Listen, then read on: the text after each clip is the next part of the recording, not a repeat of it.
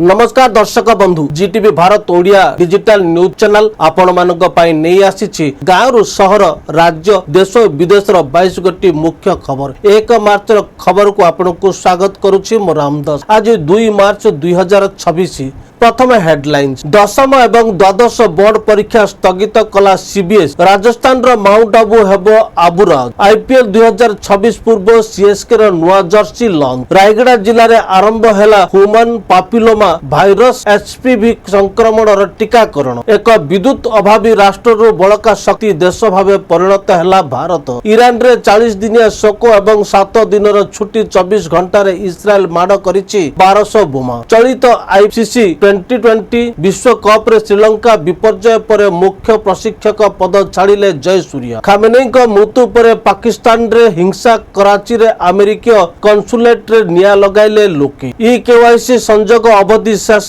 रहीगले 10 लाख हिताधिकारी जम्मू और काश्मीर भूकंप झटका अनुभूत तीव्रता 4.2 युद्ध भितर प्रभावित हैला विमान सेवा 11 देश को उड़ान बंद करने को निर्देश दक्षिण आफ्रिकीय देश बोत्सवानारू आसिले 9 चिता भारतर संख्या 48 को वृद्धि अमेरिका एयरबेस उपर आक्रमण कला ईरान खामेनेई को निहत पर ईरान सेनार नेतृत्व नेबे अहमद वाहिदी भलरन रेड पई सेमीरे प्रवेश कला न्यूजीलैंड टी20 विश्व कप रु विदा हैला पाकिस्तान मार्च रु मे मास भितर 15 दिन हिटवेव आकलन आहुरी बढ़िबो ताती ईरान उपर इस्राएल अमेरिका रो मिलित आक्रमण ईरान पाल्टा जवाब गिनीज बुक रे स्थान पाइला भारतर एआई संकल्प मोबाइल रे ओडिशा वासी घंटा को खर्च कोटी टंका 2025 रे कंपनी को आय 8729 कोटी राज्य रपिड एवं ब्लीचेस उद्घाटित एशिया मुष्टियुद्ध रे भारतीय दलर नेतृत्व नेबे